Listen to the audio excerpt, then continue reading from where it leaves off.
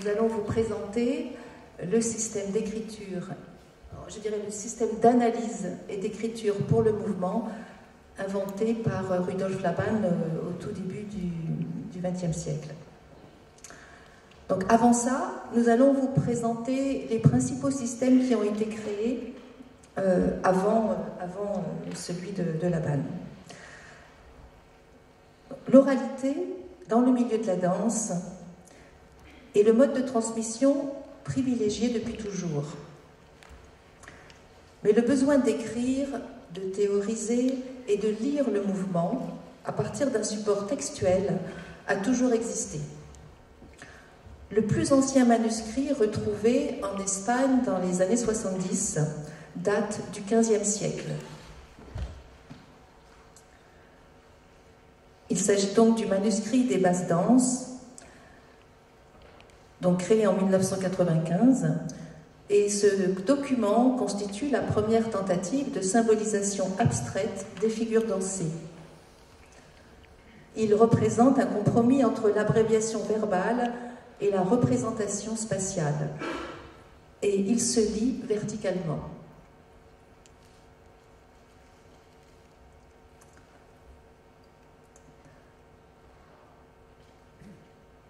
En 1700, Raoul Auger-Feuillet invente son système, la chorégraphie, donc qui à l'époque indique, donc veut dire écrire le mouvement, donc renvoie à un système d'écriture pour le mouvement, alors qu'aujourd'hui, comme on le sait, chorégraphie veut dire créer, composer une œuvre. Donc chaque petite boucle que vous pouvez repérer le long des lignes droites et courbes représente le pas. Les lignes représentent le tracé au sol qui indique le parcours des danseurs et qui indique aussi, donc la place de la boucle indique aussi la latéralisation du corps. Donc ce système va durer pendant toute l'ère baroque. Et Laban va s'en inspirer, mais il va modifier un point important, c'est que ce système s'adresse donc au lecteur, mais le référent qui est donné pour comprendre où se situe l'avant est placé en haut de la feuille et représente la présence du roi. Donc quand le danseur devait lire à partir de la partition, il indiquait donc avec sa feuille l'avant, et le problème qui se posait, c'est dès qu'il tournait, en fait, la feuille ne pouvait pas tourner avec lui. Il devait donc du coup lire, voilà, ne pouvait plus lire. Donc ce qu'a modifié Laban, c'est qu'il a placé l'avant, enfin le référent était l'avant du danseur, et du coup la feuille pouvait tourner avec le danseur lisant. Donc on va faire un bond maintenant dans le temps et passer en 1931 avec le système inventé par Pierre Comté, qui est un système inventé pour développer la musicalité chez le danseur. Donc ce système emprunte à la musique sa symbolisation et s'inspire des données communes à la danse, tempo, accent et nuances.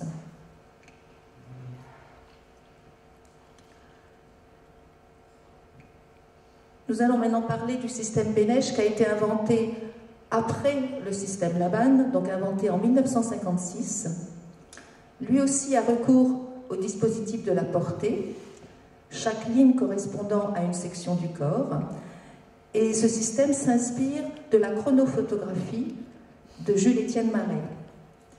Donc ce système privilégie les données visuelles aux dépens des données fonctionnelles. Il est, avec le système Laban, l'un des plus utilisés aujourd'hui.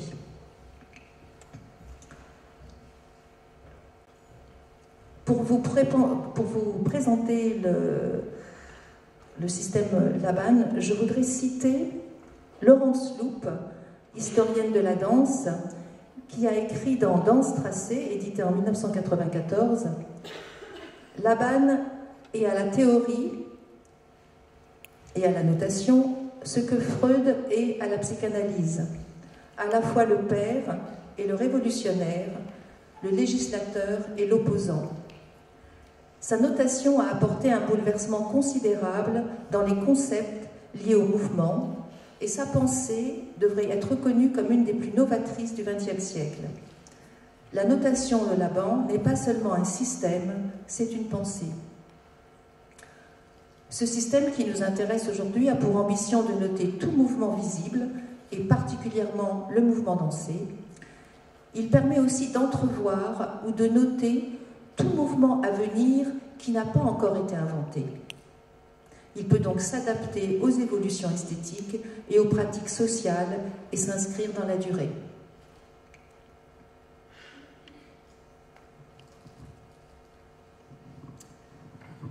Donc Rudolf Laban, il est souvent nommé le théoricien de la danse aux multiples facettes.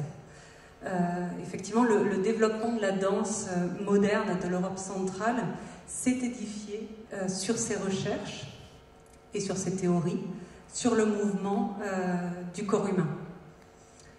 Aujourd'hui, le nom de Laban est synonyme d'analyse du mouvement.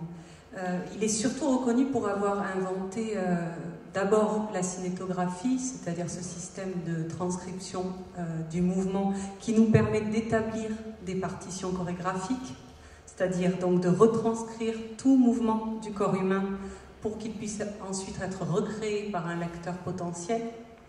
Donc la cinétographie. Et d'un autre côté, deux domaines qui appartiennent à un corpus plus théorique, que sont la chorotique, qui concerne les possibilités directionnelles du mouvement humain dans l'espace, et le kinétique, qui correspond et qui concerne plutôt les dynamiques du mouvement. Eukinétique veut dire le mouvement juste. Ce mot-là est devenu ensuite, à la fin de sa vie, Laban a renommé le kinétique effort, parce que maintenant on le trouve sous le terme d'effort, donc je précise ça. Ce système kinétique a aussi une manière de s'écrire. Là vous voyez du coup un graphique qui représente l'effort, donc qui représente la qualité du mouvement. Vous voyez la qualité de poids en rouge, donc léger ou fort. Vous voyez la qualité d'espace en vert, espace direct ou espace indirect. La qualité de temps en bleu, un temps soutenu ou un temps rapide. Et enfin en violet, la qualité qui correspond au flux, un flux contenu ou un flux libre. Voilà. À propos de donc ce corpus théorique offre en fait un fondement vraiment conceptuel pour la cinétographie, donc pour le système d'écriture pour le mouvement, parce qu'il délimite les éléments du mouvement à retranscrire. Une personne qui est spécialiste de chorétique et de kinétique, avec laquelle on collabore souvent, s'appelle Angela Loureiro. Elle vient de sortir un ouvrage qui s'appelle « Effort, l'alternance dynamique », dont vous avez là la couverture. Et on l'a invitée récemment sur un séminaire qu'on a organisé, et dans lequel elle a parlé en particulier de la chorétique, donc de ce qui concerne l'espace. Donc on va vous mettre un court extrait de vidéo où vous l'entendez parler de cette discipline. Mais la cinétographie, elle fait partie d'une approche qui est énorme. Une approche qui parle à l'homme en tant que transformateur de lui-même et transformateur du monde. Il y a d'autres portes d'observation, d'autres portes d'expérience qui parlent également de transformation. Et là, j'aimerais m'arrêter un tout petit peu dans cette partie-là, parce qu'elle est très profondément liée à la cinétographie. C'est le rapport de l'être humain avec l'espace. Souvent, on parle de l'espace comme quelque chose qui est différent de nous. C'est l'homme et l'espace. Pourquoi ne pas parler de spatialisation de l'homme, spatialisation du corps? Qu'est-ce que c'est que cette histoire? La spatialisation du corps, c'est quelque chose de très premier, que l'être humain expérimente dans la première année de sa vie, avant de connaître la cinétographie, bien sûr. Et le bébé, il va explorer par des coordinations, il va explorer ce qui est devant, ce qui est derrière. Vous voyez, on parle déjà d'espace, devant, derrière. on va parler d'un côté du corps, un autre côté du corps. C'est déjà une spatialisation du corps. On va parler du haut et on va parler du bas. Une autre spatialisation et une autre qui est atteinte au moment où on arrive à la marche. C'est tous les mouvements qui croisent. Donc, en fait, tout le travail, c'est le travail de l'espace, qu'on a appelé la corétique ou l'harmonie spatiale, va nous donner des supports extrêmement solides pour l'expérimentation, pour la création, et pour qu'on, dans notre processus de transformation et d'adaptation et d'adaptabilité, qu'on puisse avoir des repères qui nous indiquent allez là, allez là, allez là, et pourquoi pas là. Chaque être humain a un espace. Et ce que Laban a appelé la kinésphère, c'est les sphères de mouvement de chaque personne. Et cette kinésphère, c'est un vrai guide d'exploration. Ça donne vraiment des supports pour explorer tout ce qui nous entoure. Et la kinésphère a une structure spatiale. Elle a ce qu'on appelle des dimensions, le haut et bas, côté-côté, devant, derrière. Elle a des plans. Vous avez déjà entendu parler des plans de l'espace, certainement dans les cours de géométrie spatiale. Et vous voyez le plan frontal ou vertical, le plan sagittal, le plan horizontal. Et chacun de ces plans parle de quelque chose. C'est une manière de voir le monde. Il y a d'ailleurs beaucoup de chercheurs qui utilisent cette approche du mouvement dans l'analyse de la communication. Ce qu'ils ont vu, c'est que les personnes qui avaient une affinité pour le plan vertical ou frontal, c'est le plan là-bas on appelle le plan de la porte, ces personnes ont plus de facilité pour pour hiérarchiser ce qu'il faut faire avant, ce qu'il faut faire après, qu'est-ce qui est plus important, qu'est-ce qui est moins important. Ceux qui ont plus de facilité pour le plan horizontal, ils vont avoir plus de facilité à relier, à lire. Par exemple, quand on commence une recherche, par exemple, parfois, il y a des personnes qui vont vouloir lire tout ce qui est écrit sur ce sujet. Alors, ce sont des personnes qui vont avoir des facilités pour relier. Ceux qui ont des facilités pour le plan sagittal, qu'est-ce qu'ils vont faire? Ils vont pouvoir mettre les choses davantage en exécution. Ils vont pouvoir avancer et reculer, mettre le passé en rapport avec le futur et être dans un rapport temporel. On a tous les trois. Et dans le mouvement, c'est pareil. Vous voyez, notre kinésphère, c'est une kinésphère mentale et physique en même temps, qui va structurer notre mouvement et notre manière de penser et d'agir. Et la kinésphère a aussi des diagonales. Et vous voyez qu'en fait, à chaque fois, est-ce que je peux retenir mon micro? Si je suis dans un mouvement de plan vertical, je suis là. Dans le plan horizontal, je vais être là. Et dans le plan sagittal, je vais être là. Et les diagonales, oh, je vais tomber. Non, je ne tombe pas. Je m'attrape dans une diagonale et je suis là. D'accord? Les diagonales, ils vont façonner les corps de manière à que tous les quadrants du corps puissent se croiser. Voilà, Angela Loureiro. Donc, pour comprendre la pensée de Laban sur le mouvement, on a voulu revenir sur son passé un peu et sur ce qui a fait tout son apprentissage en fait et comment il est arrivé à la danse. Donc quand on revient aux 20 premières années de sa vie professionnelle, ce sont les 20 premières années avant qu'il se consacre exclusivement à la danse à l'âge de 34 ans. On sait qu'il a été proche de figures et d'événements importants, de mouvements émergents de l'art moderne de cette époque-là, notamment l'art nouveau, l'expressionnisme abstrait, le mouvement Dada. Heureusement, quand il s'est consacré ensuite essentiellement à la danse, il n'a pas du tout abandonné toute cette formation de graphiste en fait et de dessinateur.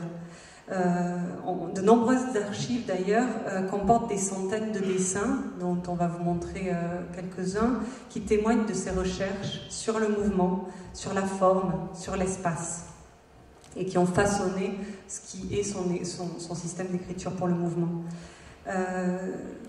En 1913, quand il abandonne un peu la peinture et qu'il déclare qu'il va se consacrer à la danse, en fait, il confesse avoir choisi la profession la plus méprisée du monde, dit-il.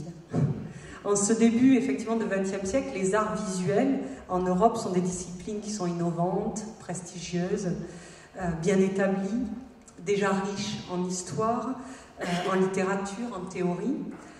La danse, elle, au contraire, semble un peu condamnée, par sa nature en fait éphémère, à rester insignifiante, presque même un peu respectable.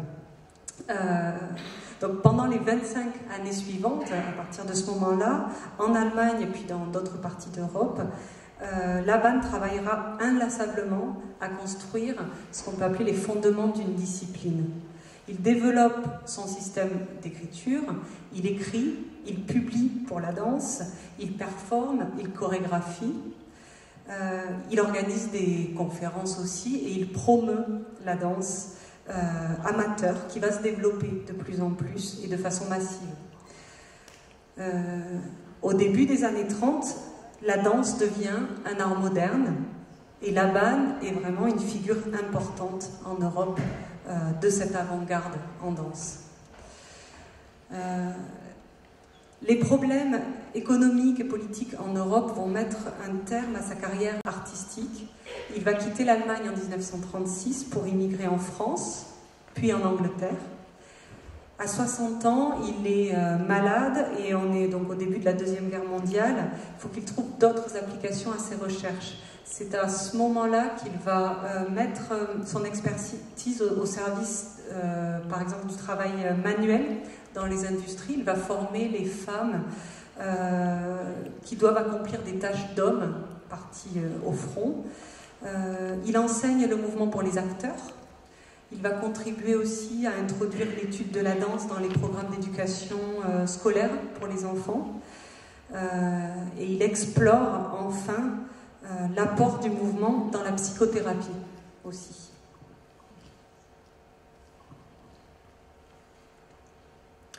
Nous allons revenir sur les premières années de sa vie, où le théâtre et l'art militaire vont exercer une influence sur lui. Donc le théâtre, parce qu'il va être l'assistant du décorateur du théâtre de Bratislava, qui est sa ville natale. Et de sa propre initiative, il va apprendre le dessin. Et à 16 ans, il expose déjà ses toiles à Bratislava. Son père est gouverneur dans une province des Balkans et il part souvent avec lui dans les provinces, dans les petites villes des provinces, et il va être à la fois un grand sportif et un observateur des défilés, des parades, des rituels et des danses communautaires. Et c'est là qu'il va découvrir et apprécier la puissance, la diversité et l'impact du mouvement sur le corps humain. Il va à la fois l'observer et l'éprouver. Par exemple, en Bosnie, il est extrêmement impressionné par un rite soufi qu'il entrevoit, où il entrevoit l'impact du mouvement sur la santé.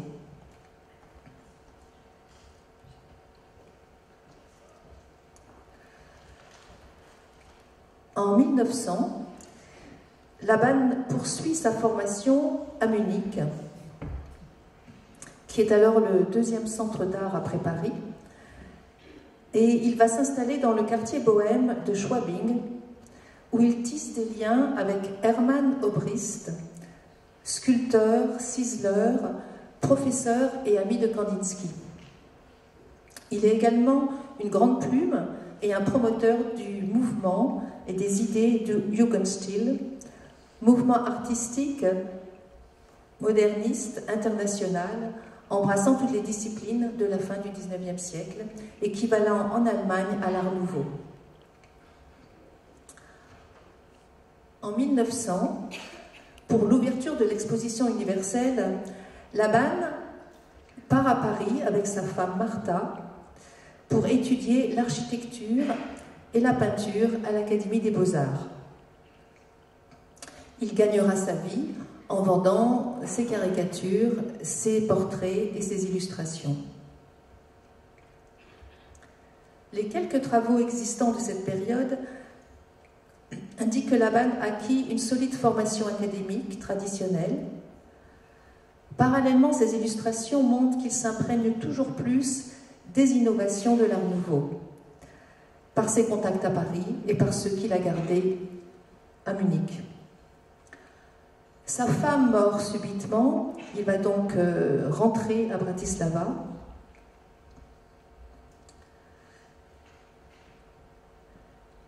Et il retournera à Munich 3 ans plus tard. Donc cette période de transition, là, entre 1910 et 1912, c'est une période pendant laquelle il épouse la chanteuse Maria Lederer. Avec elle, il retourne donc à Munich, dans le même quartier dans lequel il vivait, un quartier, donc un terrain fertile, où il peut tester, mettre en pratique ses idées.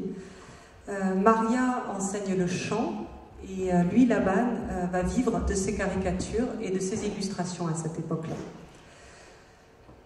C'est l'époque à Munich où la vie artistique est très vivante, avec donc l'émergence de ce groupe du Cavalier Bleu, le Blue Rider, dont Kandinsky, Franz Marc sont les figures principales. En 1911, c'est l'année de la première exposition du Blue Rider. Elle est suivie tout de suite après par la publication donc de l'œuvre de Kandinsky, du spirituel dans l'art et dans la peinture en particulier. Munich, c'est aussi le lieu de l'avant-garde dans le théâtre, avec les pièces de Rudolf Steiner en particulier et l'arrivée de l'eurythmie. Alors l'eurythmie, vous voyez là une illustration, c'est une expression artistique dans laquelle la musique et les paroles sont exprimées en fait par des mouvements spécifiques du corps, qui correspondent à des notes, à des accords. En contrepoint de tout ça qui se passe à Munich, il y a aussi pas mal de développement des spectacles de cabaret qui vont explorer plutôt la satire, le profane, et qui vont pousser les limites de ce qui peut être presque accepté comme présentable sur une scène. Ces courants sacrés et profanes vont se mêler dans les festivals, les carnavals, et à ce moment-là, Laban, pour gagner sa vie, met en scène des divertissements lors des carnavals des hivers 1911 à 1913. Il va créer aussi des décors, costumes, et commencer à recruter des danseurs. Donc c'est la période où il va pousser un peu toutes ses peintures dans son studio et plutôt en faire un lieu d'expérimentation, de commencer à expérimenter le mouvement. Donc la transition vers la danse, en fait, a déjà commencé à cette époque-là. Bon, il faut dire qu'il est un petit peu déçu à cette époque-là par les propositions grossières des carnavals et qu'il voudrait aspirer à la création de moments festifs remplis d'un petit peu plus de spiritualité. Il voudrait un lieu adapté pour la danse, en pleine nature, où la création peut naître de la communauté. Donc c'est la transition vers une autre époque de sa vie qui va se passer en Suisse, à Monteverita. Donc c'est Monteverita, qui est près d'Ascona, en Suisse, qui va accueillir ce projet-là, un centre donc pour expérimenter la vie en accord avec les principes artistiques, spirituels, anarchiques. Laban ouvre une école, vous le voyez là, c'est lui qui est à droite. Il expérimente ses recherches en danse, dans un cadre assez rustique, mais très stimulant. Il va s'entourer d'étudiants, d'un groupe d'étudiants, dont Marie Wigman, qui, si vous la connaissez certainement, sera une danseuse d'exception, chorégraphe majeure de la danse allemande et qui est très connue pour son solo qui s'appelle La danse de la sorcière. Voilà Marie Wigman. Et c'est là-bas donc que Laban a commencé à faire la recherche sur la création d'un système de notation. Donc vous voyez là une première expérimentation et sur ses théories sur l'harmonie de l'espace. Les débuts de la Première Guerre mondiale vont forcer Laban à rester reclus dans cet endroit-là avec Marie Wigman. Donc il va vraiment pouvoir pousser ses recherches et il en profite pour travailler avec elle. À la mort de Laban, il y a un hommage qui a été rendu dans lequel plusieurs archives ont été écrites, en particulier Marie Wigman qui parle de son travail avec Laban, et je vais vous lire juste un court extrait de ce qu'elle dit de ce travail en Suisse, à Monteverita. En plein air, des prés tout autour, une plage ensoleillée et un petit groupe de personnes assez drôles, que nous étions jeunes. On bougeait, on sautait, on courait, on improvisait, et on esquissait les traits de nos premiers croquis, seuls ou en groupe. Laban, le peintre et le dessinateur, nous montrait comment dessiner, en sollicitant notre imagination grâce à sa grande fantaisie. Ses instructions se transformaient toujours en improvisation, et finalement en danse pour le dernier rendu.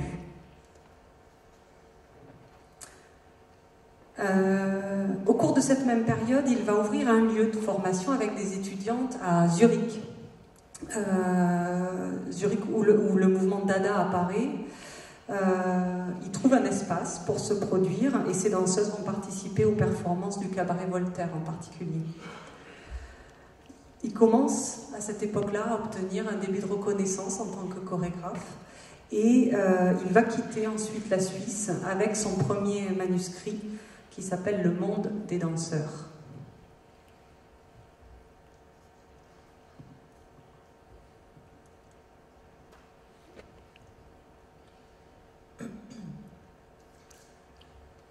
Représenter le mouvement est un défi partagé par les artistes d'art visuel et par l'art chorégraphique.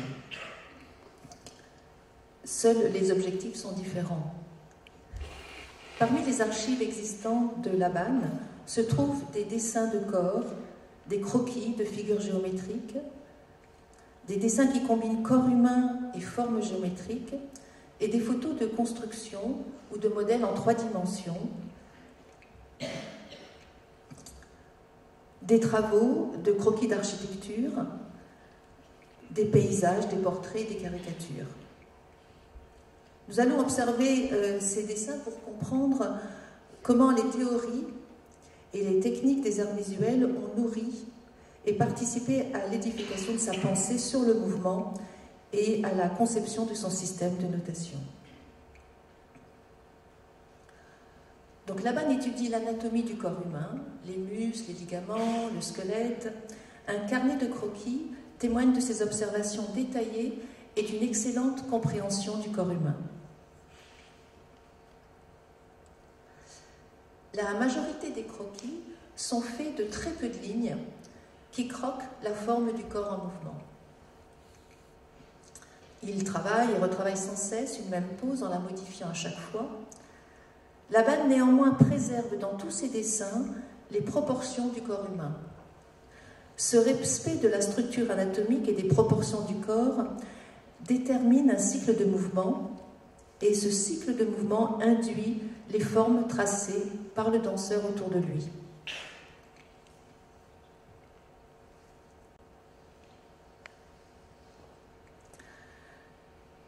Il va jouer sur le choix des couleurs, l'épaisseur, les continuités ou l'interruption et la forme des traits et des ombres, stylisant ou rendant les figures plus abstraites. Cette technique l'a peut-être aidé à percevoir les différentes relations entre la forme du corps en mouvement et la forme de l'espace dans lequel le corps se meut.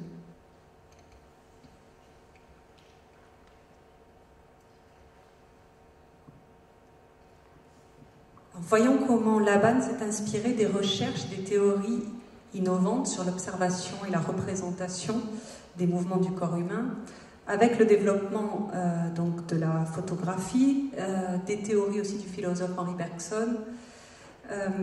Les innovations dans la technique de la photographie ont ouvert en fait de nouvelles perspectives pour la représentation des mouvements du corps humain et des animaux.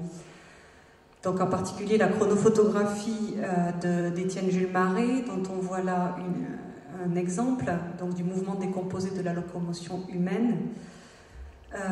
et aussi les photographies instantanées de Muybridge, là, du cheval en 1878.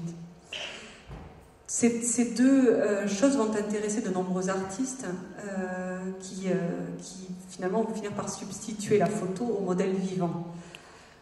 Les photographies instantanées permettaient de voir ce que l'œil ne peut pas voir quand le mouvement est rapide, et donc d'être plus fiable. La question qui va se poser en fait pour Laban et pour d'autres artistes, et qui nous intéresse encore aujourd'hui, c'est: les photos instantanées transmettent-elles vraiment une image du mouvement? Pour Rodin, par exemple, le mouvement n'est pas la transition d'une attitude vers une autre. En sculpture ou en peinture, ce que l'artiste voit dans un mouvement, c'est sa transformation, c'est son déplacement. Pour lui, la perturbation en fait, du flux naturel de l'action dans un instantané détruit l'impression du mouvement. Bergson, lui aussi, critique, comme Rodin, la chronophotographie et va développer un nouveau concept et faire avancer ce problème épineux que pose la représentation du mouvement. Selon lui, en fait, si ces attitudes figées peuvent être animées mécaniquement, une illusion de mouvement va apparaître. Un réel mouvement, c'est tout autre chose. Si nous le vivons intuitivement, c'est ce qu'il appelle l'expérience d'un tout, mouvant et indivisible. Si nous l'analysons de l'extérieur, nous le représentons comme une suite de positions, avec interruption de sa cohérence spatiale et perturbation de sa continuité temporelle. Dans l'introduction de son livre chorétique, donc l'espace dynamique, Laban se réfère fortement à ces théories-là de Bergson, et il affirme que le mouvement est un flux continu, part omniprésente de la vie, en interdépendance avec l'espace, un espace qui n'est pas vide en fait, mais qui est animé de matière, elle-même en mouvement. Et c'est le corps qui va rendre l'espace visible.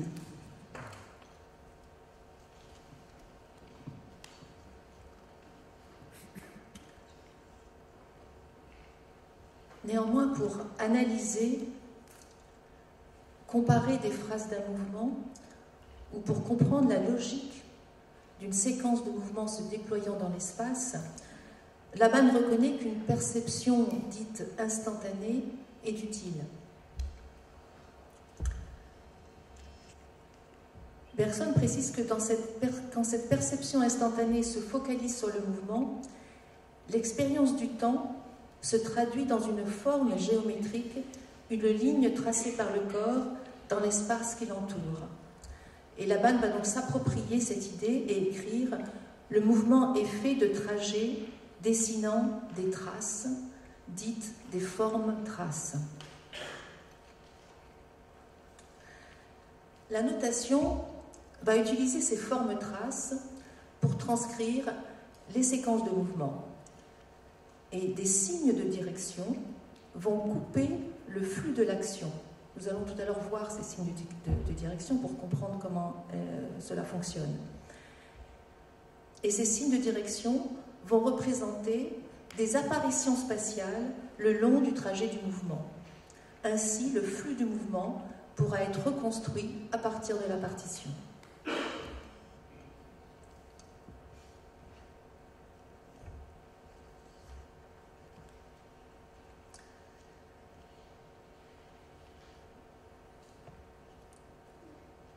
Laban va projeter le déroulement temporel du mouvement dans l'espace qui enveloppe le corps du danseur.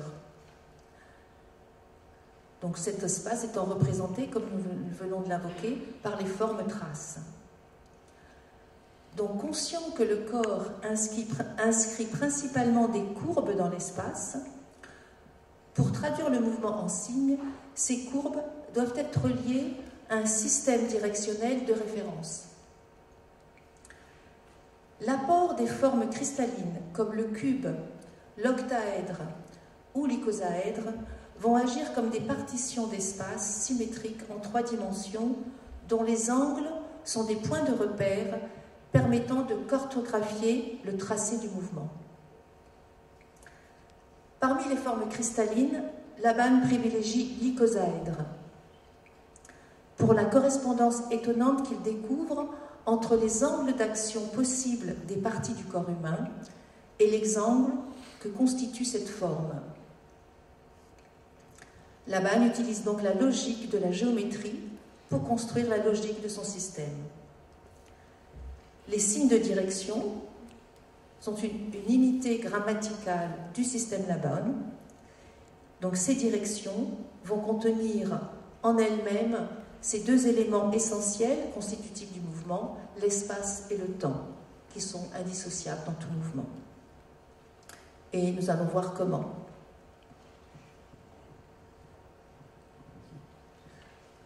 Alors là, on va vous décrire un petit peu à quoi ça ressemble ce système d'écriture vraiment, comment il fonctionne et à quoi ressemblent les signes.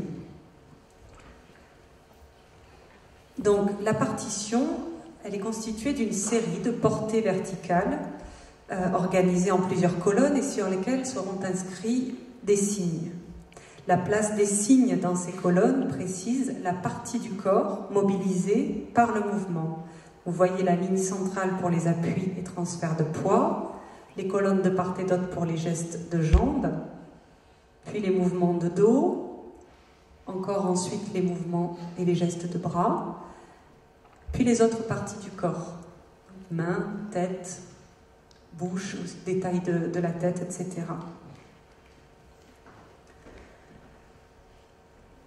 L'espace vertical, donc de la portée, est délimité par deux courts doubles traits horizontaux qui définissent la durée de la séquence de mouvement. La lecture se fait de bas en haut et le temps se déroule sur la verticale entre ces deux traits horizontaux. À droite de la ligne centrale, on va indiquer les déplacements effectués par les appuis droits du corps et les gestes droits du corps, et inversement pour la partie gauche du corps. Sous le double trait, là en face, se trouve la position de départ. Une seule portée peut concerner un ou plusieurs danseurs bougeant à l'unisson, et la connexion de deux portées précise que deux propositions de mouvement vont être en action au même instant.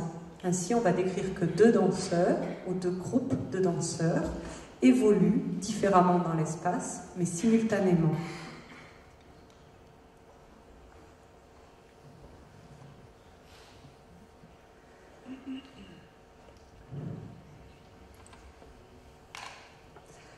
La coloration des signes va donner des informations sur les niveaux des déplacements. Vous allez voir là, en noir, le niveau bas, avec un point, le niveau moyen, et hachuré concerne le niveau haut. La ligne centrale de la portée est découpée en unités temporelles. Voilà. Ou temps, donc, qui sont représentés par des petits traits, par ces espaces réguliers que vous voyez. La longueur du signe indique la durée du mouvement. Le début du signe et sa place sur la verticale de la portée indiquent le début du mouvement. Ici, vous allez voir des déplacements sur un temps complet, et là, des déplacements sur un demi-temps. Le signe rond, la pose, indique le maintien du corps en appui, et l'absence de signe décrit l'absence de mouvement.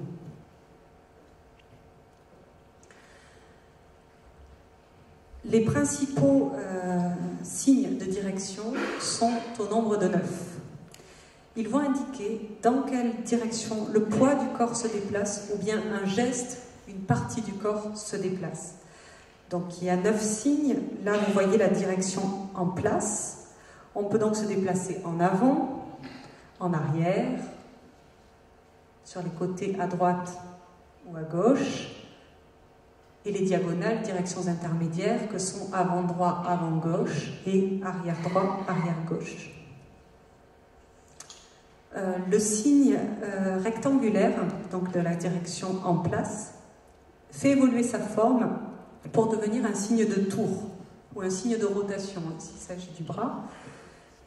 Le signe de tour se décline en deux formes qui va indiquer le sens possible d'une giration, donc horaire ou anti-horaire.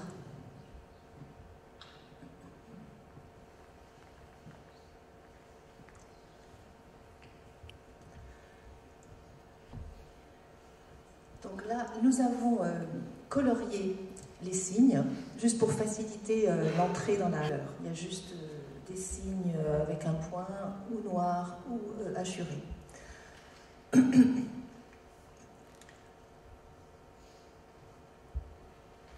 Alors, ce signe rectangulaire est le signe de base du système, et il indique la place. Parce que pour noter un déplacement, il faut avoir la perception du point de départ, donc de la place. On est quelque part et on sort de cette place pour aller quelque part, donc en avant, en arrière, à droite ou à gauche, comme on l'a vu. Et une fois qu'on est arrivé à la fin du trajet, on retrouve une nouvelle place. Donc ici, vous avez une alternance de déplacement qui se situe en place, c'est-à-dire sur un point, et qui sont donc de durée égale et qui s'enchaînent les unes après les autres. Donc on a déplacement à droite, déplacement à gauche, déplacement à droite, déplacement à gauche, en place, c'est-à-dire sur un point.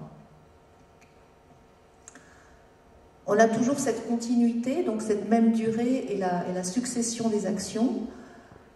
On voit là qu'on a un déplacement en avant avec le pied droit, en avant avec le pied gauche, puis le signe s'inverse et on va en arrière avec le pied droit, en arrière avec le pied gauche. Ici, à droite, à gauche, à gauche. À chaque fois, la direction est lue par rapport au dernier point d'appui.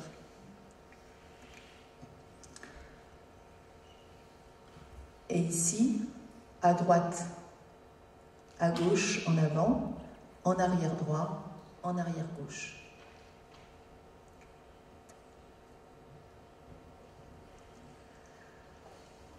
Alors on a vu ces signes qui étaient placés sur la ligne centrale de la portée et donc qui décrivent le déplacement directionnel de l'ensemble du corps sur les pieds. Donc comme vous l'avez vu tout à l'heure, les colonnes permettent de nous dire quelle partie du corps, est-ce que tout le corps ou une partie du corps est engagée dans le mouvement. Et la place du signe dans la colonne nous permet de savoir si c'est un bras, une jambe, la tête, ainsi de suite. Donc ici, nous avons essentiellement des mouvements de bras. Donc vous pouvez voir immédiatement que les deux bras bougent plus ou moins ensemble et de façon symétrique. Donc on va observer l'exemple 1. Donc comme j'ai le micro, je vais faire seulement le bras droit. Et on va regarder, donc sous le double trait, on a une position de départ. On a les deux pieds en place. Et on a donc le bras droit en place en bas. Donc en place en bas, ça veut dire qu'il est sur la verticale, la main sous l'épaule. Et niveau bas, noir, parce que la main se trouve sous l'épaule. Donc le bras se situe sous l'épaule. Le premier mouvement va se situer donc niveau moyen, c'est-à-dire dans le plan qui se trouve au niveau de l'épaule, qui est en fait le centre moteur du bras. Et le niveau haut, donc quand les signes sont zébrés, vont nous indiquer que le bras va être au-dessus de ce plan horizontal. Donc on lit en avant gauche, niveau moyen. Donc le bras est en place en bas et comme on l'a vu tout à l'heure, le bras va décrire cette courbe et va aller chercher cet espace en avant haut, en avant gauche, niveau moyen. Donc si je le fais de dos à vous, puisque cette partition s'adresse à moi, hein, Donc, je la lis comme ça. Puis mon bras va aller en place en haut, donc sur la verticale, mais en haut, donc au-dessus de ce plan. Puis sur le côté à droite, niveau moyen, et en place en bas. Les espaces vides sont des temps de pause. C'est-à-dire quand on maintient, quand on ne transforme pas le corps dans l'espace. On maintient donc l'état du corps. Donc si je le fais, là, dans le temps, je vais faire, donc je vais mettre du temps et de l'immobilité entre chaque mouvement. Donc 1, 2, 3, 4. Et si je fais les deux mouvements en même temps,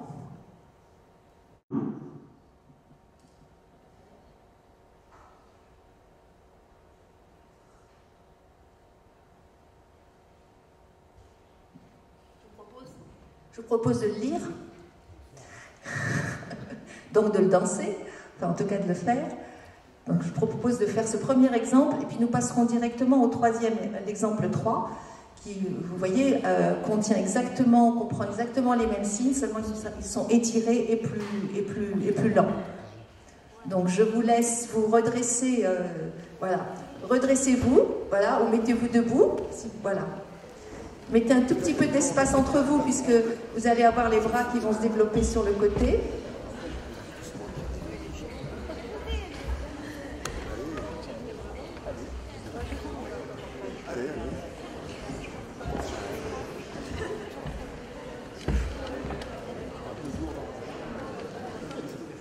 On y va?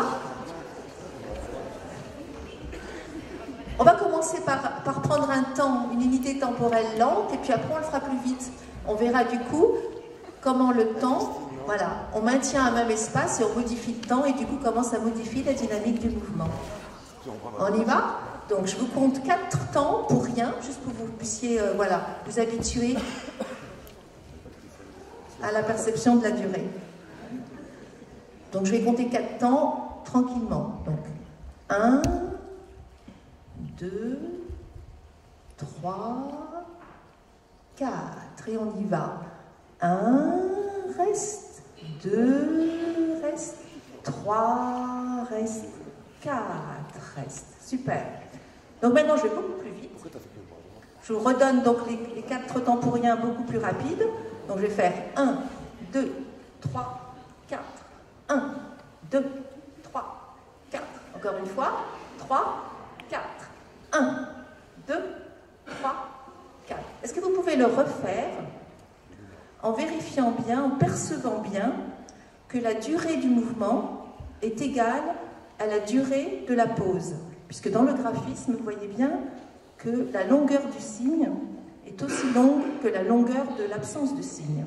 Donc essayez de voir comment vous pouvez aller aussi vite pour que la durée de la pause soit aussi longue que la durée du mouvement. D'accord? Et vérifiez aussi que vous êtes bien sans mobilité entre les mouvements. 4 pour rien, 1, 4 pour rien, juste pour que vous perceviez le temps que vous avez. 1, 2, 3 et 4. 1, rien, 2, rien, 3, rien, 4. Voilà, super. Donc vous voyez, vous avez pu percevoir que l'énergie, que la force musculaire était différente. Vous voyez comment vous vous êtes adapté à cette modification du temps, hein, et comme tout ça n'est pas écrit. Il est induit en fait par ce rapport espace-temps. Maintenant, on va regarder l'exemple 3. Vous pouvez le lire sans même que je dise quoi que ce soit. Qu'est-ce que vous comprenez? Je vais le compter et vous allez le faire. 2, 3, 4. 1, 2, 3, 4. Voilà, c'est un mouvement continu qui n'arrête pas. Hein, et sentez la trace courbe que vous laissez dans l'espace, cette forme trace dont on a parlé tout à l'heure. Hein, si vous imaginez que vous êtes dans une sphère et que vous laissez une trace dans cette sphère. 3, 4. 1, 2, 3, 4. Super, magnifique. On va maintenant regarder l'exemple 2. Qu'est-ce que vous pouvez voir? Donc, voyez comment on peut tout de suite analyser et comprendre comment il construit la phrase. Donc vous voyez que le premier temps, vous n'avez que le bras droit qui bouge. Donc on y va. Premier temps, bras droit, 1. Deuxième temps, bras gauche, 2. Troisième temps, vous descendez jusqu'au début du quatrième temps et hop, rapidement vous descendez les bras. On y va? On le fait ensemble? 2, 3, 4. 1, 2, l'autre bras, 3, 4 et voilà. Encore une fois, 3, 4. 1, 2, lentement, 3, 4. Super. Donc là, vous voyez que vous créez, à l'intérieur d'une continuité, vous accélérez et vous décélérez, tout en restant dans la continuité. Et le dernier exemple, donc là, les bras démarrent en même temps. Donc qu'est-ce que vous pouvez voir? Vous voyez une accentuation.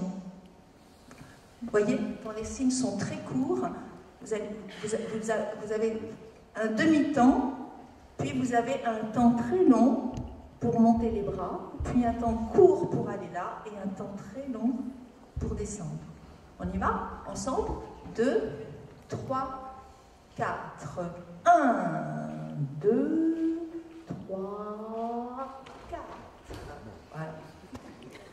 Super, merci.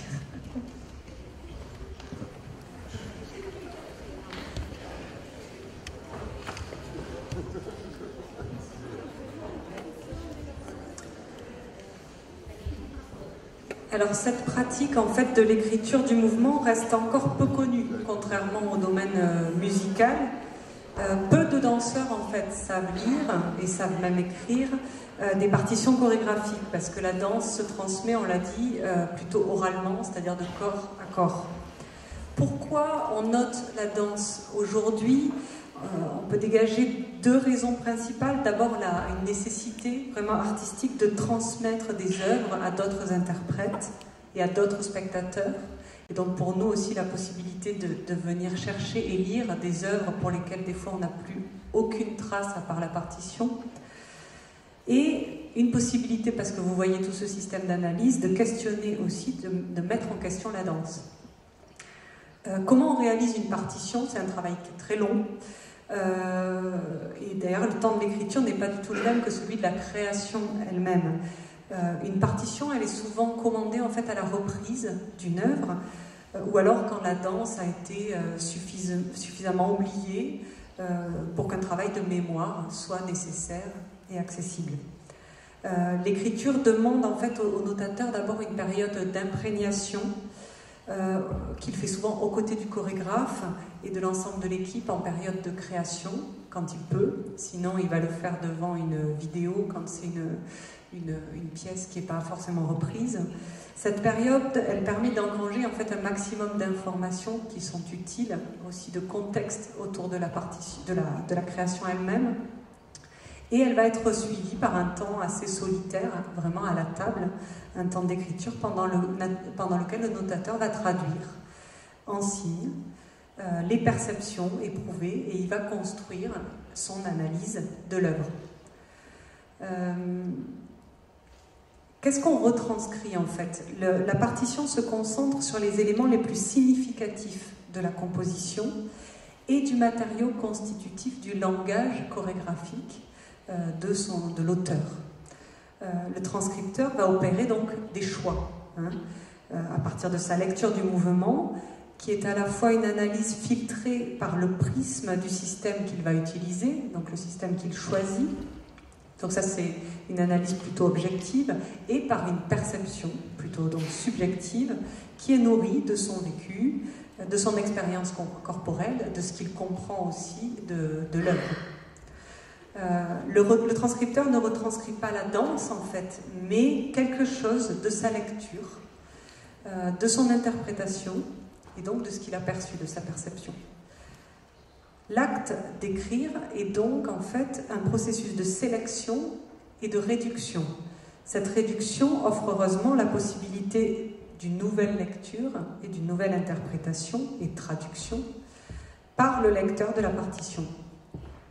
La partition est donc un espace de liberté qui est donné au lecteur avec des interprètes, avec un décor, des spectateurs, dans un lieu donné, qui va renouveler et offrir un nouveau sens à la danse et lui donner la chance en fait d'apparaître différemment.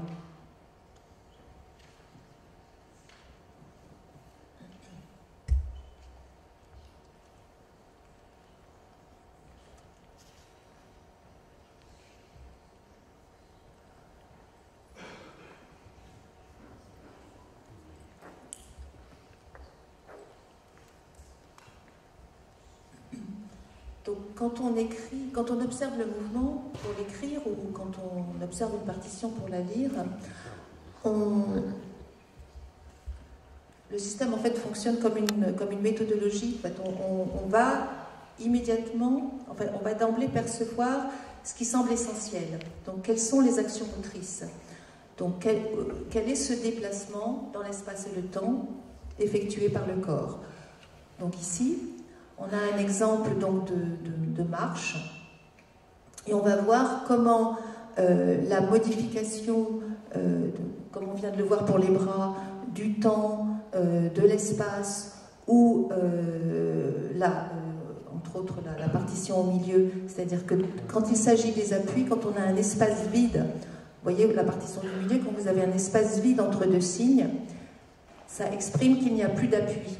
Donc du coup, s'il n'y a plus d'appui, on saute, enfin on est en l'air, voilà. Donc, je vous lis cette première partition à gauche, qui est la marche normale, enfin une marche régulière. Donc on a 6 pas en avant. Voilà. Et en fait, en fonction de la vitesse, comme on l'a vu, en fonction de mon âge, des problèmes que j'ai, et ainsi de suite, cette marche sera interprétée différemment. Mais pour nous, notateurs, l'important, c'est de repérer en fait ce qui est partageable par tout corps humain. Donc ce qui est spécifique à la personne, à son humeur, à sa mobilité propre, on va le laisser de côté. La deuxième partition, là, traduit en fait une marche qui est entrecoupée de petits temps de suspension où les pieds sont plus au sol. Donc c'est une petite course. Et on voit que pour exécuter ce mouvement, je dois repousser le sol, je dois fléchir un peu plus les jambes, je dois porter mon corps un peu plus en avant. Et en fait, toutes ces modifications ne sont pas notées, puisque si je dois m'élever, quitter le sol et atterrir, je dois m'organiser pour le faire, et toute cette organisation interne n'a pas besoin d'être décrite. Là, on va donc aussi voir comment le temps modifie aussi toute la tonicité du corps. Donc si je commence avec un mouvement lent, je vais avoir une certaine tonicité, puis j'accélère, je ralentis et j'accélère un peu plus. Donc voilà, toutes ces nuances et ces modulations toniques ne sont pas notées.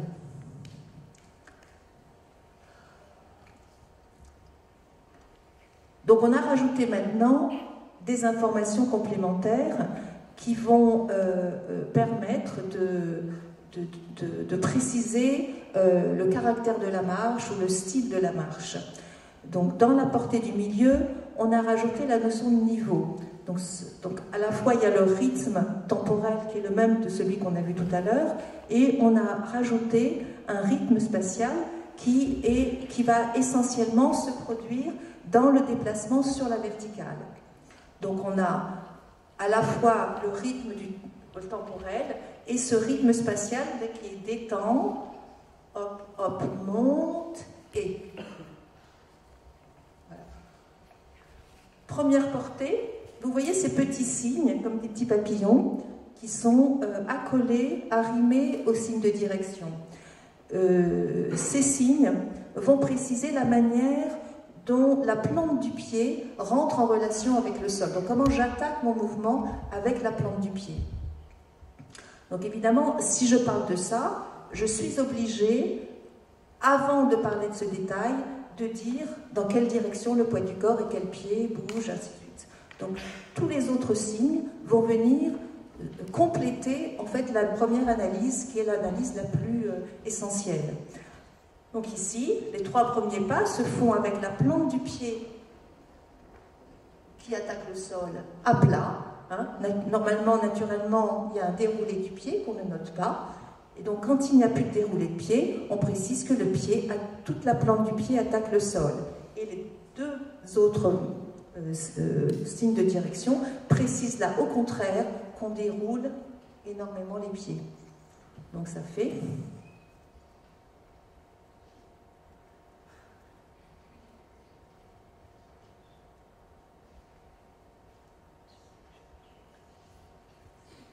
La 3e partition, à droite, parle de la gestion du poids du corps dans la marche.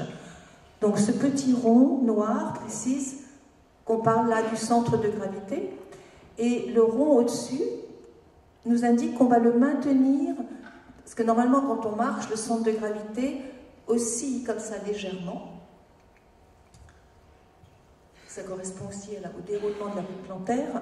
Et là, on va préciser que le centre de gravité va rester, vous voyez, sur comme ça, une même distance du sol. Et donc, ça va impliquer toute une organisation au niveau des jambes, des genoux, des pieds, qui va être modifiée. Donc, en fait, on va chercher quel est ce concept qui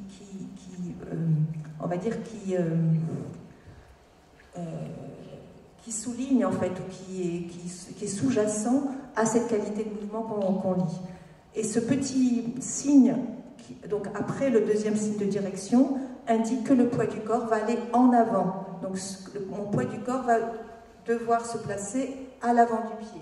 Donc 2 premiers pas, il est fixé, et puis il est en avant.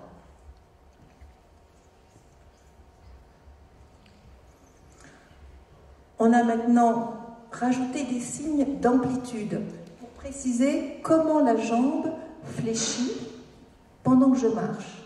Donc, ce qui est indiqué dans la portée de gauche, c'est que j'attaque légèrement plié et je tends tout en marchant.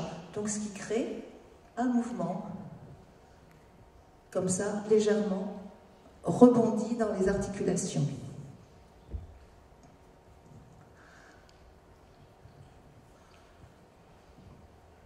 Donc c'est difficile d'exécuter les autres exercices, puisque j'ai le micro dans la main. Mais ce que vous voyez là aussi, c'est le rapport entre le déplacement des appuis et le déplacement des bras. Donc vous voyez que l'action de tout le corps est semblable à l'action du bras. Hein. Donc j'ai comme ça, vous voyez,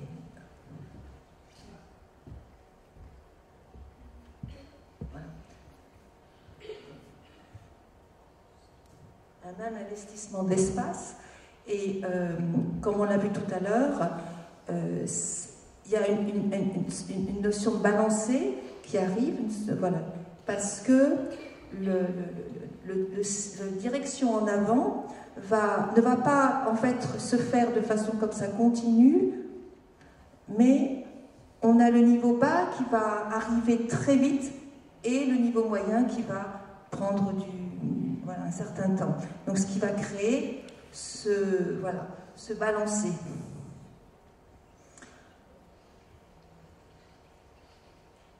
Dernier exemple, on a ces signes noirs qui viennent accentuer et parler de la force.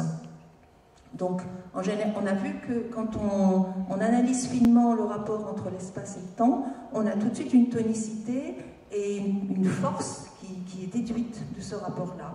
Mais quand on veut on va dire réduire cette force ou l'augmenter, ou réduire et augmenter le rapport à la gravité, on va utiliser ces signes de force. Donc ici, on a une marche qui frappe le sol puisque le signe indiqué à côté précise qu'il faut à la fois être lourd et à la fois être fort.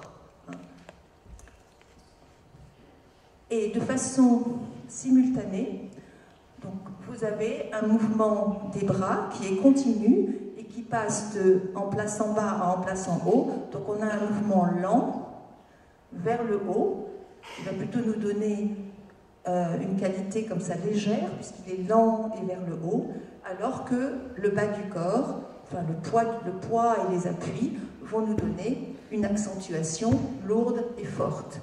Donc ça va faire...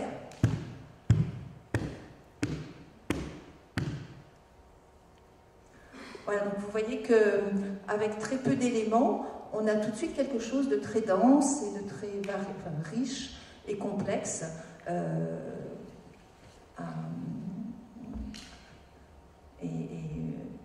Comment dire, il faut toujours un certain temps pour intégrer ces quelques informations, hein, puisque ça demande voilà, d'aller chercher voilà, toutes ces organisations et du coup, comment intérieurement ça modifie voilà, notre rapport au temps, rapport à l'espace, rapport au poids et du coup toute la tonicité.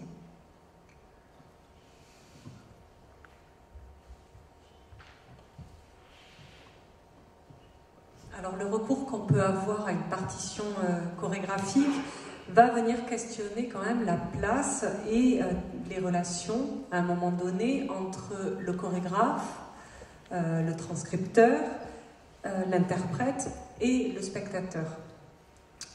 Autour de cet objet qui est palpable et fixe, donc qui est le texte, assez distancié du corps en fait, il y a tout un tas de points de vue et d'interprétation possible.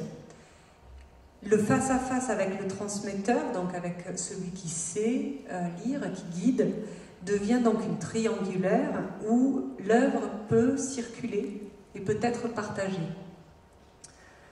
Le procédé graphique se suffit à lui-même pour rendre compte d'une danse. Ainsi, cela rend le lecteur en fait autonome pour sa recréation. On n'a pas besoin du chorégraphe. Pour le danseur qui tente de traduire corporellement le signe lu sur la partition, la difficulté principale va résider souvent dans la recherche de l'unité du geste, hein, qui va relier les signes en fait. Entre la partition et le corps de l'interprète, du coup, c'est une sorte de négociation qui va s'effectuer tout au long de la recréation d'une danse.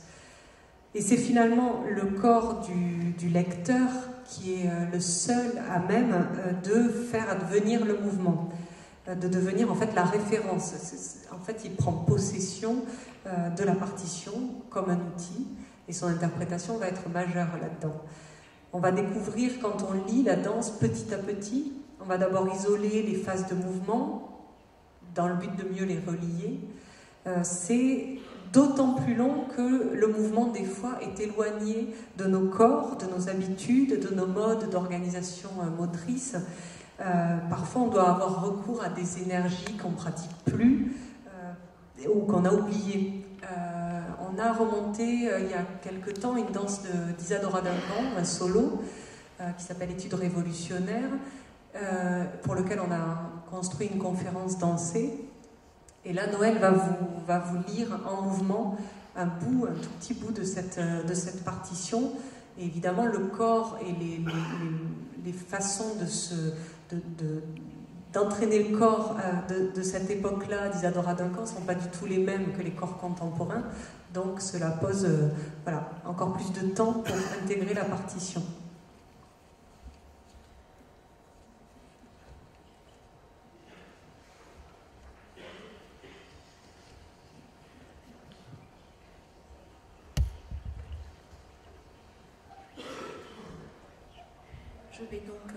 Je vais lire. Ça marche. Donc vous avez là deux mesures de ce solo, Isadora Duncan. donc la première mesure et la deuxième mesure en haut. Donc je vais déchiffrer, donc je vais vous montrer en fait les différentes étapes de la lecture, juste de cette première partition, puis je danserai la deuxième.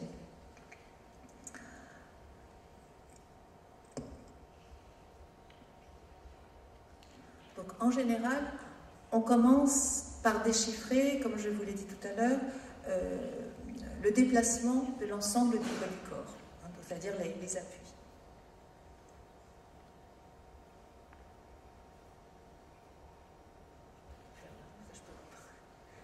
Donc je commence avec un déplacement à droite et je maintiens mon poids sur mes deux appuis puisqu'il y a cette pause, ce rond à gauche.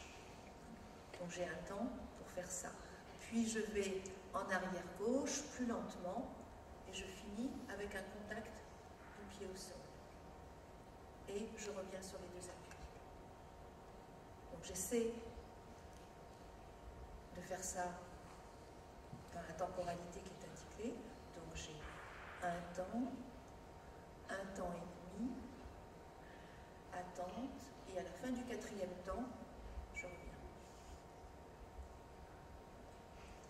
Je vais maintenant lire les bras, le mouvement des bras qui accompagnent ces appuis. Donc je lis les bras indépendamment des pieds.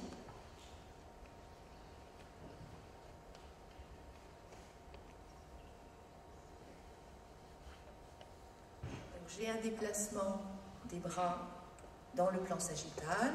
Ici, une décélération pour aller vers l'avant haut et une accélération quand je vais en place en haut. Ici, 1, 2, 3 et je vais maintenant ajouter les signes qui sont à l'extérieur du signe de direction, qui sont des signes de rotation, c'est-à-dire qui précisent comment le bras tourne autour de son axe. Donc je commence avec une rotation externe, je maintiens cette rotation et sur la fin du mouvement, je transforme la rotation. Ici, hop, je ralentis et j'accélère. Les nouveaux signes donc, qui sont coloriés sont les signes d'amplitude. Tout de suite après le signe en place en haut, vous avez ce trait avec les croix. Donc le signe d'amplitude, il précise en fait si l'espace dans lequel j'évolue est petit. C'est-à-dire que est-ce que ce en place en haut est au-delà de ma sphère ou est-ce que c'est proche de mon centre? Et donc là, ça précise que c'est proche de mon centre. Donc je rétrécis l'espace tout en le maintenant dans la même direction.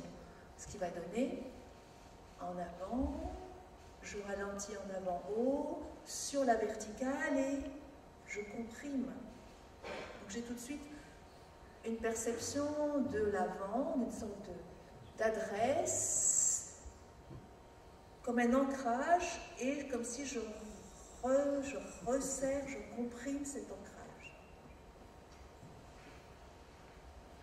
Le signe à droite, qui est simultané à cette compression, indique que la face avant de la tête regarde en avant-bas.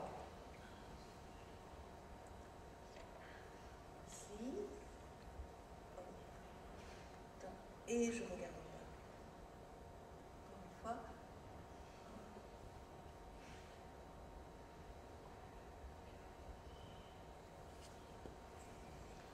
Donc je vais le faire maintenant avec les appuis.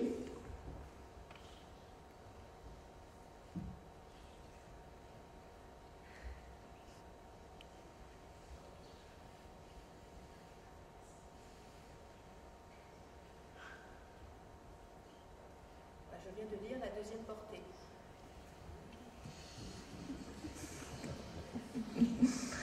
Donc dans la deuxième portée, si vous regardez le début de la deuxième portée, vous voyez beaucoup d'informations au même moment de courte durée. Donc ces informations me disent que je bouge et que je modifie ici les bras, hein, et que j'ouvre la main et que je change mon regard et que j'ouvre la bouche. Hein. Donc j'ai toutes ces informations simultanées, et j'ai aussi un mouvement du dos, c'est-à-dire que je vais là et je recule. Et puis vous avez ce lent mouvement des bras qui s'étirent avec l'avancée du dos et l'appui qui change. Donc je refais une dernière fois. Je rajoute aussi, bon, c'est pas indiqué, mais il y a les mains aussi qui sont serrées. Et ces signes ici d'amplitude pour indiquer que je vais aller chercher loin avant de raccourcir.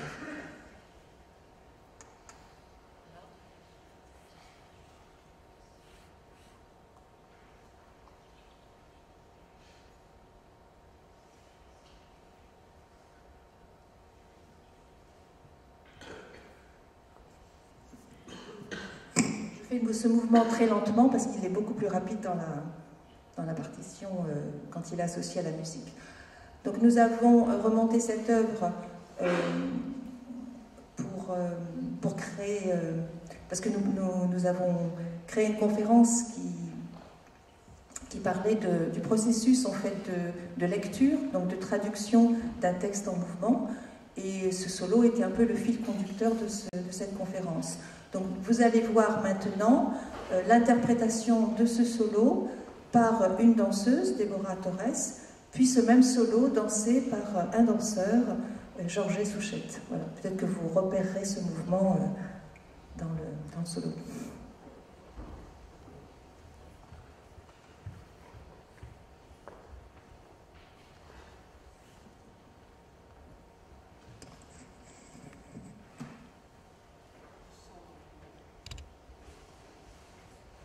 Oui, normalement il y a du son, c'est moi, c'est pas moi.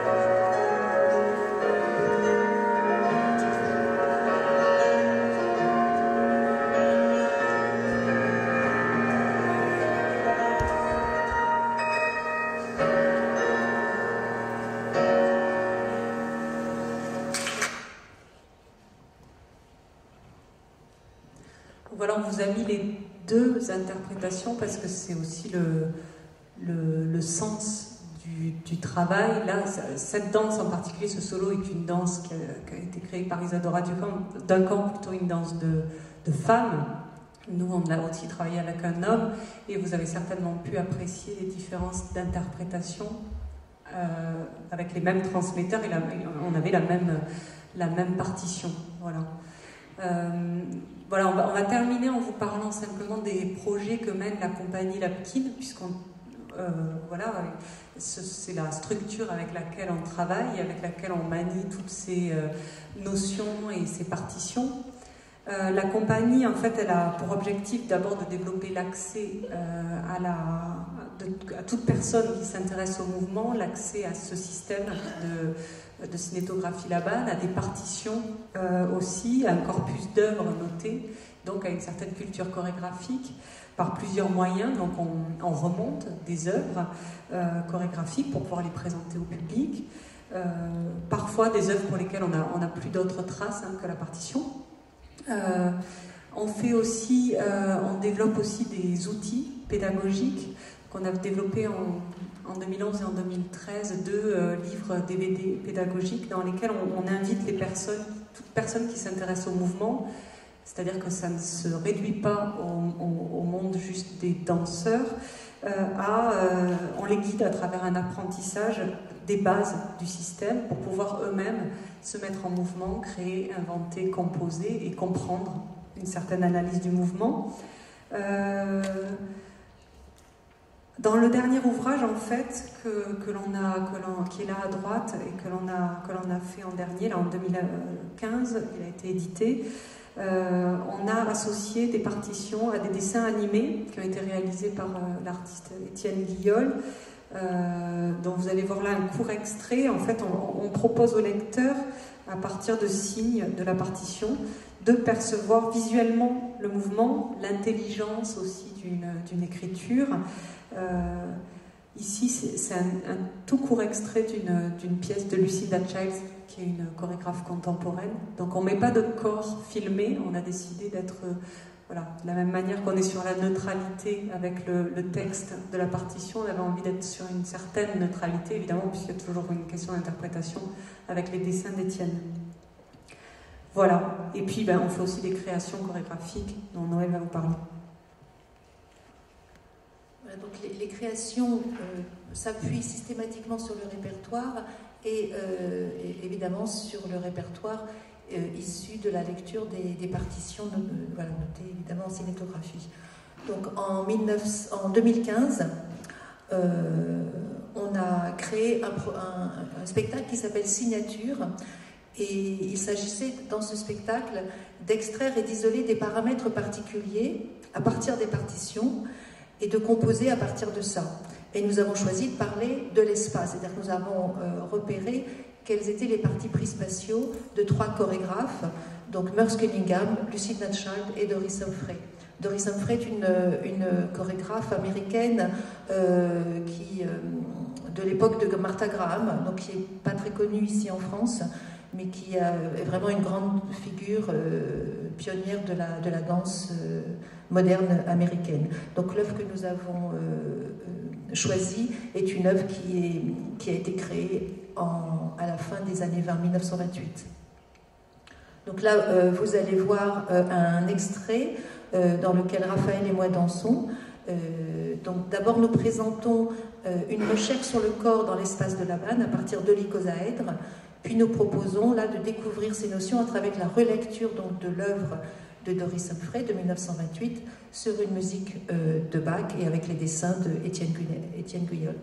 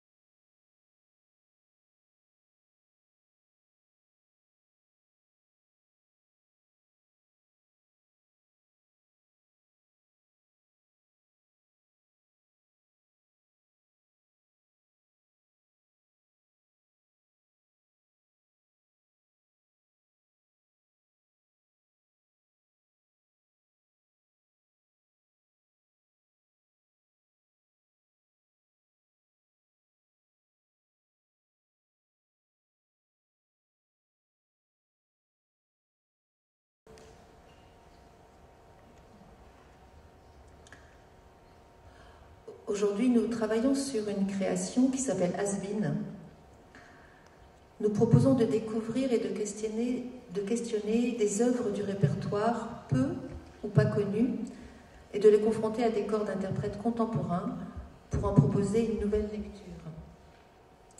Vous voyez ici quelques photos de notre dernier projet de création en cours, dans lequel nous nous intéressons entre autres à une pièce méconnue du chorégraphe Curtius, créée en 1966 et qui s'intitule L'après-midi d'un faune, sur la musique de Debussy.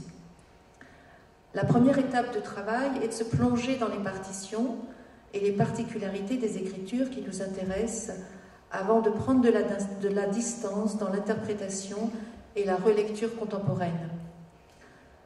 Nous collaborons le plus régulièrement possible pour nos créations et nos différents projets avec d'autres artistes qui travaillent autour de la trace, du dessin, du rapport au texte et à l'écrit.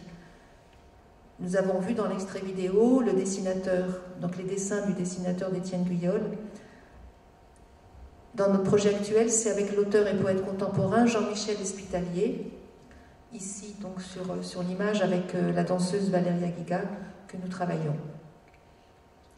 Par ailleurs, pour d'autres projets de recherche, nous avons été amenés à collaborer avec des scientifiques, des philosophes, récemment avec l'équipe de recherche en robotique humanoïde du laboratoire LAS du CNRS de Toulouse, qui s'intéresse au système en parallèle de ses recherches sur la locomotion des robots. Et récemment, nous avons aussi collaboré avec Christophe Berdaguet et Marie Péjus pour la notation de mouvements d'artisans travaillant dans un atelier de sérigraphie au Japon.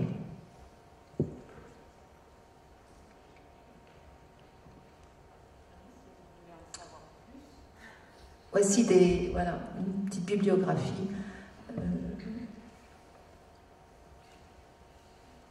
que vous pouvez noter.